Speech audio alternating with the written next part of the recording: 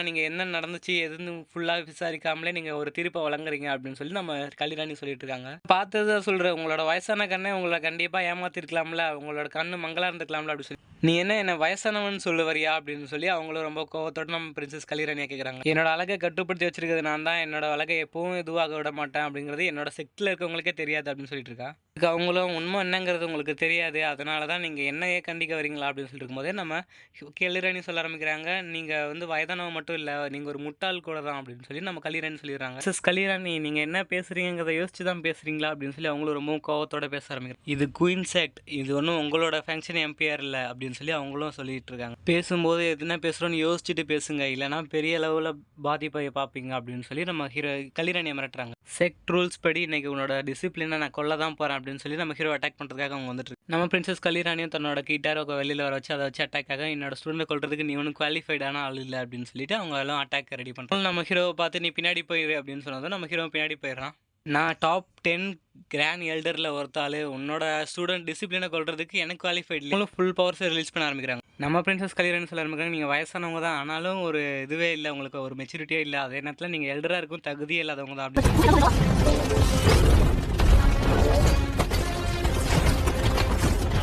நீ திரும்ப திரும்ப வயதானவர்னு சொல்லிட்டு இருக்க. அதே நேரத்தில் நீ எங்கே இருக்குங்கிறதுக்காக நீ ஒன்றும் பெரிய பவர்ஃபுல்லான ஆள். முகம் அழகாக இருக்குன்னு தானே இவ்வளோ தூரத்துக்கு இது பண்ணிட்டு இருக்க. உன் முகத்தையே ஃபுல்லாக டேமேஜ் பண்ணி விட்டுற இன்னைக்கு அப்படின்னு சொல்லி அவங்களை அட்டாக் பண்ண. அதே நேரத்தில் அங்கே இப்போ ஃபைட்லாம் வர லெவலில் தான் போகிறாங்க. அதே நேரத்தில் நம்ம கல்யாணி சொல்ல ஆரம்பிக்கிறாங்க. என்னோட எல்டர் பதவியை நீ அந்த அளவுக்கு பெருசாக இது பண்ணல. நீ ஒரு வயசானவர் தான் அப்படின்னு சொல்லிட்டு நம்ம கல்யாணி. அதே நேரத்தில் அவங்களும் சொல்ல ஆரம்பிக்கிறாங்க. இந்த பொண்ணே நீ இது ஒன்றும் உன்னோட இடம் இல்லை. நீ எனக்கு ஒன்றும் லட்சர் கொடுக்க தேவையில்ல அப்படின்னு சொல்லிட்டு உங்களை ஸ்பிரிச்சுவல் ஹேண்டை பயன்படுத்தி திரும்பவும் அட்டாக் பண்ண நம்ம கல்யாணி அனுப்பிச்சுடுறாங்க. கல்யாணி ஒரே ஸ்லாஷ் இதில் அந்த ஸ்பிரிச்சுவல் ஹேண்டே அழிச்சிடுறாங்க. கல்யாணி இதுக்கு மேலே நீ கண்டிப்பாக ஃபைட் பண்ண தான் போறேன்னு இந்த செக்ஸ் மாஸ்டர் இதை இங்கே கேட்டால் நீ என்ன பதில் சொல்ல போற அப்படின்னு சொல்லி நம்ம கல்யாணி கேட்குறாங்க. மேக் இட் டேஞ்சர் தான் அப்படின்னு சொல்லிட்டு அவங்களும் சொல்லிட்டு இருக்காங்க. அதே நேரத்தில் நம்ம கல்யாணி சொல்லிட்டு இருக்காங்க மேக் இட் டேஞ்சர். இது என்ன ஹைனஸ் பிரின்சஸ் நீங்கள் பயந்து ஓட தான் போறீங்களா அப்படின்னு சொல்லிட்டு நீயும் அதை பற்றி கவலைப்படாத அதை நான் பார்த்துக்கிறேன் அப்படின்னு சொல்லிட்டு நம்ம கல்யாணியும் நம்ம போகலாம் அப்படின்னு சொல்லி நம்ம ஹீரோ கிட்ட சொல்லிட்டு 2 பேரும் அங்கேருந்து கிளம்பிடுறாங்க. கிளம்புனதுக்கப்புறம் அங்கே ஒருத்தர் வந்துட்டு அங்கே இருந்தவங்களை பார்த்துட்டு எல்டர் அப்படின்னு சொல்லி தலைவனுங்கிறாரு. அதே நேரத்தில் நீங்கள் ஏன் இவ்வளோ லேட்டாக வந்தீங்க அப்படின்னு சொல்லி ரொம்ப அவங்க கோவத்தில் நீ ஒரு குப்பை தான் சொல்லி தன்னோட ப்ரெஷரால் ஒரே அட்டாக் பண்ணிட்டு அவங்களும் கிளம்பிடுறாங்க. அதோட நம்ம ஹீரோ தான் கட்டுறான். பிரின்சஸ் கல்யாணி மோகே என்னோட நிலைமை இப்போ எப்படி இருக்குது அப்படின்னு சொல்லி நம்ம ஹீரோ கேட்டுக்கிட்டு இருக்கிறான் பிரின்சஸ் கல்யாணி கிட்ட. அதுக்கு பிரின்சஸ் கல்யாணி சொல்ல ஆரம்பிக்க மோகேன்னு ஒன்றும் பிரச்சனை இல்லை இப்போ இல்லை அப்படின்னு சொல்லிட்டு டேஞ்சர்லாம் ஒன்றும் கிடையாது அப்படின்னு சொல்லிடுறாங்க.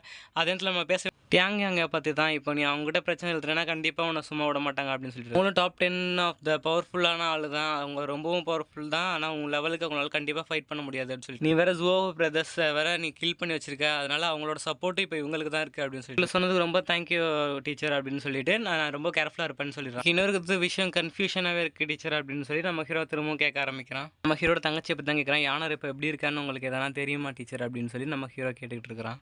அவள் இப்போ பாதுகாப்பாக தான் இருக்கா. அவரை பார்த்துக்கிறதுக்காக செக் மாஸ்டர் அங்கே தான் இருக்காரு அப்படின்னு சொல்லிட்டு இருக்கும்போதே நம்ம ஹீரோ சொல்ல ஆரம்பிக்கிறான். தங்கச்சியை பார்க்கலாமான்னு நம்ம ஹீரோ நீ டாப் 3 பீக் காம்படிஷனில் டாப் 3க்குள்ளே வந்தேன்னா அதை நம்ம செக் மாஸ்டர் அலோவ் பண்ணுவார். அப்போ தான் நீ உன்னால உன் தங்கச்சியை போய் பார்க்க முடியும் அப்படின்னு சொல்லி நம்ம பிரின்சஸ் கல்யாணியே சொல்லிடுறாங்க.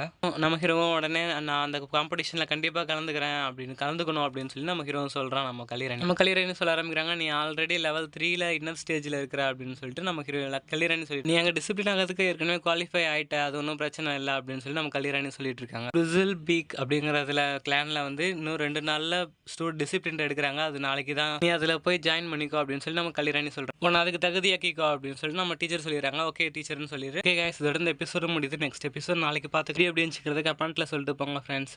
வீடியோக்கு ஒரு லைக் அண்ட் சப்ஸ்கிரைப் பண்ணிட்டு பாருங்கள் ஃப்ரெண்ட்ஸ் ப்ளீஸ். பை.